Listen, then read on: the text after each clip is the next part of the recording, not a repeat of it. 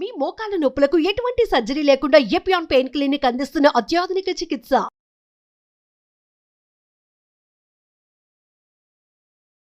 Hello viewers, welcome to Suman TV. Present మనతో పాటు ఉన్నారు కేజే రెడ్డి గారు. సో డాక్టర్తో మాట్లాడి ఈరోజు ఆర్థోపెడిక్ అనగానే మోకాళ్ళ సమస్యలు ఉన్న ప్రతి ఒక్కరు కూడా ఈ వీడియోని చూడడానికి ఇష్టపడతారు.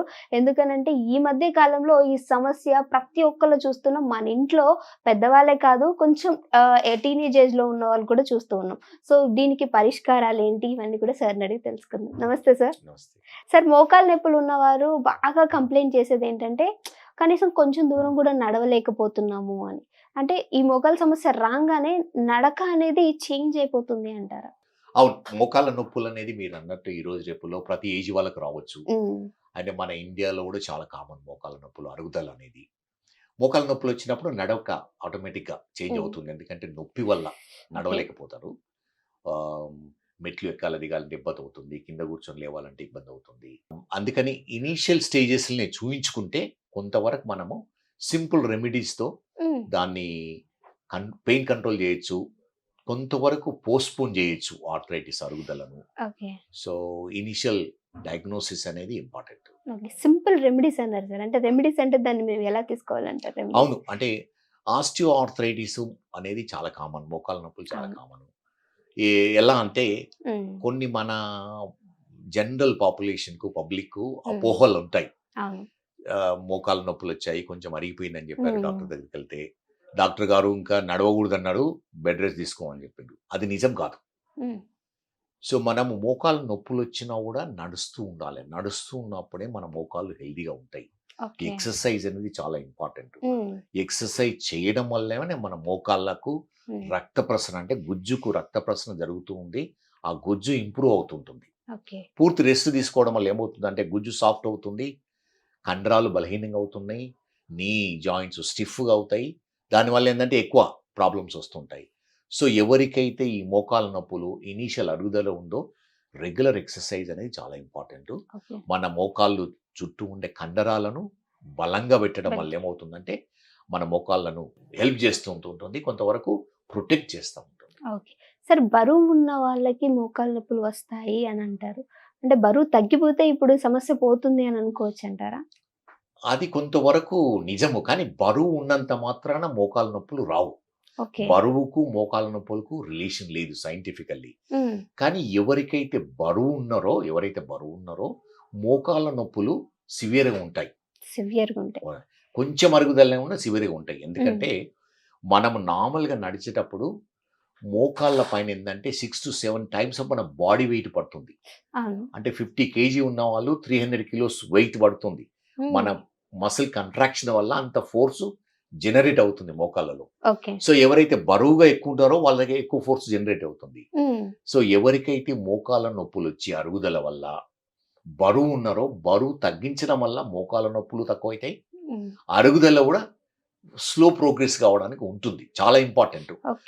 అంటే మోకాళ్ళ నొప్పులు వచ్చిన వాళ్ళు బరువుగా ఉన్నవాళ్ళు బరువు తగ్గించడం అనేది చాలా ఇంపార్టెంట్. బరువు తగ్గించడం వల్ల వాళ్ళ ప్రాబ్లం తక్కువ అవుతుంది. ఓకే సార్, ఈ గుజ్జు గురించి మాట్లాడుకుంటూ ఉంటాం. సో ఇది ఏంటంటే కొంచెం ఏజ్ పెరిగిన వాళ్ళలో గుజ్జు అరిగిపోతుంది అంటారు. అంటే ఇప్పుడు టీనేజర్స్ లో కూడా ఏమన్నా ఈ ఆస్కారం ఉందా సార్? అంటే మనం లైఫ్ స్టైల్లో చేసే మిస్టేక్స్ వల్ల ఈ గుజ్జు అరిగిపోవడం, ఇలాంటి సమస్యలు? గుజ్జు అరిగిపోవడం అనేది ఏజ్ రిలేటెడ్ అంటే ఎనీ ఏజ్ లో, ఒకసారి 40 years లోనే ఉంటుంది, ఒకసారి 60 years లో. మీరు ఊర్లలో చూసింటారు 80 years లో కూడా మోకాలు స్ట్రాంగ్ గా ఉంటాయి. అవును. సో ఇది కొంతవరకు సరిగా అర్థం చేసుకోలేదు సైన్స్ అనేది. కొందరులో తొందరగా అరుగుతాయి, కొందరు లేట్గా అరుగుతాయి. అండ్ ఎలా ఉంటుందంటే జెనెటిక్స్ అనేది లేదు, అంటే జీన్ అనేది ఐసోలేట్ చేయలేదు. కానీ కొన్ని ఫ్యామిలీస్లో ఇన్సిడెన్స్ ఎక్కువ ఉంటుంది, ఫ్యామిలియల్ టెండెన్సీ అంటాం. కొన్ని ఫ్యామిలీస్లో ఆస్టియోఆర్థరైటిస్ ఎక్కువ ఉంటుంది. ఒకటి మీరు ఇంపార్టెంట్ క్వశ్చన్ అడిగారు. యంగ్స్టర్స్లో, యంగ్ లేడీస్లో కానీ మెన్లో కానీ 20s లో 30s లో మోకాళ్ళ నొప్పులు వస్తుంటాయి. స్పెషల్లీ మోకాళ్ళ చిప్ప వెనకాల నొప్పి వస్తుంటుంది. దాన్ని ఏమంటామంటే కాండ్రోమలేషియా అంటాం. అది ఏమవుతుందంటే మెయిన్ కీలు కాకుండా మోకాళ్ళ చిప్ప వెనకాల గుజ్జు కొంచెం సాఫ్ట్గా అవుతుంది. సాఫ్ట్ కావడం వల్ల ఏమవుతుంది, నొప్పి వస్తుంది, మెట్లు ఎక్కడ దిగడము, కింద కూర్చోవడం వల్ల నొప్పి వస్తుంది. దీన్ని కాండ్రోమలేషియా అంటాము. ఎందుకు వస్తుందో ఎవరికి తెలియదు. కానీ మెజారిటీ ఆఫ్ కాండ్రోమలేషియా పటెల్లా రిజాల్వ్ అవుతుంది స్పాంటేనియస్లీ. దానంతట అది తక్కువ అవుతుంది చాలా వరకు. ఓకే. కానీ కొన్ని మనం జాగ్రత్తలు తీసుకోవాలి. ఇంతకుముందు మీరు అన్నట్టు బరువు ఎవరు ఎక్కువ ఉన్నారో బరువు తగ్గించడము, మోకాళ్ళు అంటే స్పెషల్లీ థై మసిల్స్ వీక్ ఉన్న వాళ్ళు స్ట్రాంగ్ చేయడము, రెగ్యులర్ ఎక్సర్సైజ్ చేయడము, ఎలాంటిదంటే సైక్లింగ్ కానీ స్విమ్మింగ్ కానీ చేయడం వల్ల ఏమవుతుందంటే స్ట్రాంగ్ అవుతుంటాయి. తర్వాత కొన్ని medication, simple medication, pain medication, కొన్ని కొలేజన్ ప్రోడక్ట్స్ ఉన్నాయి, చాలా ఉన్నాయి ఈ రోజు రేపల్లో. అకేషనల్లీ వీళ్ళకి ఏమి ఇస్తున్నాం అంటే పిఆర్పి ఇంజెక్షన్ సెలెక్టెడ్ పీపుల్లో ఇస్తాం. కానీ పిఆర్పి చాలా ఎక్స్టెన్సివ్గా ఇస్తున్నారు ఈ రోజు రేపుల్లో. ప్రాబబ్లీ అందరికీ అవసరం ఉండదు. కమర్షియల్లీ చాలా అడ్వర్టైజ్ చేస్తూ ఉంటారు, కానీ ప్రాబబ్లీ అది నాట్ ట్రూ. సెలెక్టెడ్ పీపుల్లో ప్రాబబ్లీ ఇది యూస్ఫుల్ బెనిఫిట్ అవుతుంది. ఓకే. సెలెక్టెడ్ పీపుల్స్‌లో మాత్రమే చూస్తాం. సార్ ఇప్పుడు మోకాళ్ళ నొప్పులు ఉన్న వారికి మీరు అన్నట్టు మెడికేషన్ ఇంపార్టెంట్. బట్ అలానే న్యాచురల్‌గా తీసుకునే మన ఫుడ్ ఏదైతే ఉందో దాని నుంచి కూడా చాలా వరకు తగ్గించుకోవచ్చు అంటారు. అవును. సో ఈ ఆహారపు అలవాట్లు ఏ విధంగా ఉండాలి? ఏం తీసుకోవాలి అంటారు? అది కూడా ఇంపార్టెంట్ క్వశ్చన్. ఆహారం ఎలా ఉండాలంటే, ఒకటి మన మోకాలు గుజ్జు పెరగడానికి ఆహారం కావాలి, హ్మ్. మన మసిల్స్ స్ట్రాంగ్ అవ్వడానికి దానికి ఆహారం కావాలి, ఎముకలు స్ట్రాంగ్ అవ్వడానికి ఆహారం కావాలి. ఓకే. ప్లస్ మన బరువు ఎక్కువ ఉంటే బరువు తగ్గించడానికి కూడా ఆహారం, అంటే హ్మ్. ఈ ఫ్యాటీ ఫుడ్స్ వీటన్నిటిని మెయింటైన్ చేసుకోవాలి. చేసుకోవాలి. హ్మ్. జంక్ ఫుడ్స్, ఫ్యాటీ ఫుడ్స్ తగ్గించాలి. హ్మ్. గుడ్ ప్రోటీన్ తీసుకోవాలి, అంటే గుడ్ Hmm. Quality protein. మనము డ్రై ఫ్రూట్స్ ఉంటాయి, తర్వాత meat, chicken, mutton, eggs. Egg Yes. Protein is very good. Egg వైట్లో మంచి ప్రోటీన్ ఉంటుంది. హ్మ్. నాన్ వెజిటేరియన్స్ ఎగ్ తినడం చాలా ఇంపార్టెంట్. అదేవిధంగా ప్లెంటీ ఆఫ్ వాటర్. వాటర్ అనేది Water. చాలా వరకు ఏంటంటే వేరియస్ రీజన్స్ వల్ల, సోషల్ కానీ పర్సనల్ రీజన్స్ వల్ల కొందరిలో వాటర్ ఇంటేక్ తక్కువ ఉంటుంది. ఎవరికైతే కిడ్నీస్ నార్మల్గా ఉండి హెల్దీగా ఉన్న వాళ్ళు ఎనఫ్ వాటర్ అనేది చాలా ఇంపార్టెంట్. ఎందుకంటే ఓకే. ఎనఫ్ హైడ్రేషన్ ఉన్నప్పుడే హ్మ్. మన మసిల్స్ స్ట్రాంగ్గా ఉంటాయి, అవును. బోన్స్ స్ట్రాంగ్గా స్ట్రాంగ్ ఉంటాయి, ఉంటాయి. అవును. ప్లస్ గుజ్జు కూడా స్ట్రాంగ్ ఉంటుంది. అంటే there is water content Hmm. దీంట్లో. వాటర్ అనేది చాలా ఇంపార్టెంట్. హ్మ్. అదేవిధంగా వైటమిన్స్, వైటమిన్ డి కానీ, బి కాంప్లెక్స్ వైటమిన్స్, ఇవి ఫ్రెష్ ఫ్రూట్స్లో ఉంటాయి, తర్వాత ఫ్రెష్ వెజిటబుల్స్లో ఉంటాయి. వెజిటబుల్స్. సో అవి తీసుకోవడం వల్ల మనకి ఎనఫ్ వైటమిన్స్ వస్తాయి. ఆ విధంగా మినరల్స్ ఉంటాయి గుజ్జులో కానీ, ఎముకలో కానీ, మసిల్లో మినరల్స్ ఉంటాయి. మినరల్స్ కూడా మనం ఎనఫ్ ఫ్రెష్ వెజిటబుల్స్, ఫ్రూట్స్ తీసుకోవడం వల్ల, కోకోనట్ వాటర్ తాగడం వల్ల, హ్మ్. ఫ్రూట్ జ్యూసెస్ తీసుకోవడం, ఫ్రెష్ ఫ్రూట్ జ్యూసెస్ తీసుకోవడం వల్ల ఎనఫ్ మినరల్స్ వస్తాయి, ఓకే. ఉంటాయి. అదేవిధంగా హెల్తీ డైట్, అంటే గుడ్ బ్యాలెన్స్ డైట్. హ్మ్. ఈ రోజు రేపులో completely pure high protein diet అని ఎన్నో వేరియస్ వచ్చాయి, కానీ హ్మ్. నార్మల్ ప్రపోర్షన్ ఏంటంటే మనం ఉన్న డైట్లో 40% కార్బోహైడ్రేట్స్ ఉండాలి. అంటే రైస్ కానీ, చపాతీ కానీ 40% ఉండడం అని న్యాచురల్. మిగతాది ప్రోటీన్, కొంత ఫ్యాట్ కంటెంట్. బ్యాలెన్స్ డైట్ అనేది ఇంపార్టెంట్. ఎవరైతే వెయిట్ని బట్టి, హైట్ని బట్టి, ఏజ్ బట్టి డైటీషియన్తో బ్యాలెన్స్ డైట్ తీసుకొని దాన్ని ఫాలో అవ్వడం అనేది చాలా ఇంపార్టెంట్. ఓకే. సార్ మీరు ఇంతకుముందు కూడా మాట్లాడారు మెడికేషన్ గురించి. సో దానికి ఫుడ్ రిలేటెడ్ కూడా మాట్లాడాం. సో పెయిన్ కిల్లర్ గురించి మాట్లాడుకుంటే పెయిన్ రాగానే మనం వెళ్ళి మెడికల్ షాప్కి వెళ్ళి పెయిన్ అవును, కిల్లర్ అవును. తెచ్చుకుంటాం. అసలు ఇది వాడొచ్చు అంటారా sir pain killers? Pain killers అనేది వెరీ డేంజరస్ మెడిసిన్. చాలా వరకు నేను చూస్తూ ఉంటాను, నా దగ్గరికి వచ్చిన వాళ్ళు కారానిక్ అంటే ఆపరేషన్ అంటూ భయపడి Hmm. షాప్కి వెళ్ళి పెయిన్ కిల్లర్స్ తెచ్చుకుంటారు. అవును. తెచ్చుకొని రొటీన్గా తింటూనే ఉంటారు. అంటే మంత్స్ కొరకు, ఇయర్స్ కొరకు అవును. పెయిన్ కిల్లర్ తింటూ ఉంటారు. వాళ్ళలో చాలా మందికి ఏంటంటే కిడ్నీ డ్యామేజ్ అవుతుంది. హ్మ్. Strong pain killers, regular pain killers తీసుకోవడం వల్ల ఏమవుతుందంటే పెయిన్ కంట్రోల్ అవుతుంది, కానీ కిడ్నీస్ డ్యామేజ్ అవుతాయి. చాలామంది కిడ్నీ డ్యామేజ్ అయ్యి డయాలిసిస్, కొందరు Hmm. కిడ్నీ ట్రాన్స్ప్లాంట్ స్టేజ్ కూడా వెళ్తాం.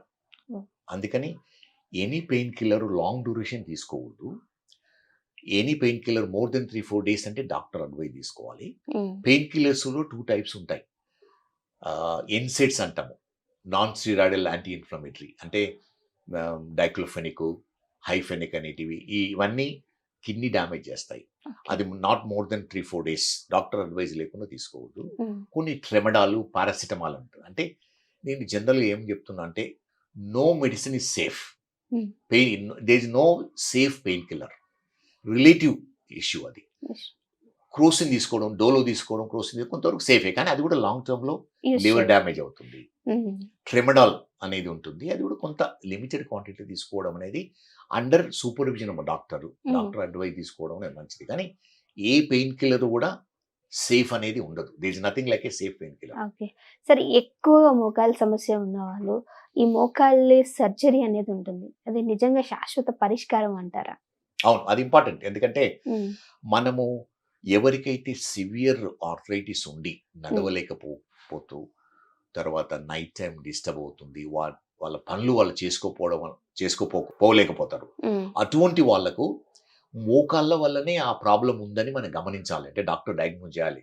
ఉమ్, ఓసారి ఏంటంటే బ్యాక్ పెయిన్ వల్ల వేరియస్ రీజన్స్ వల్ల ఈ సిమిలర్ సిమ్టమ్స్ ఉంటాయి. దీంతో పాటు మనం ఎక్స్రేస్ తీసి చూస్తే మోకాలు పూర్తి అరిగిపోయినాయి అనుకోండి, best way is to surgery. ఎందుకంటే సర్జరీ అనేది వన్ టైం ప్రొసీజర్.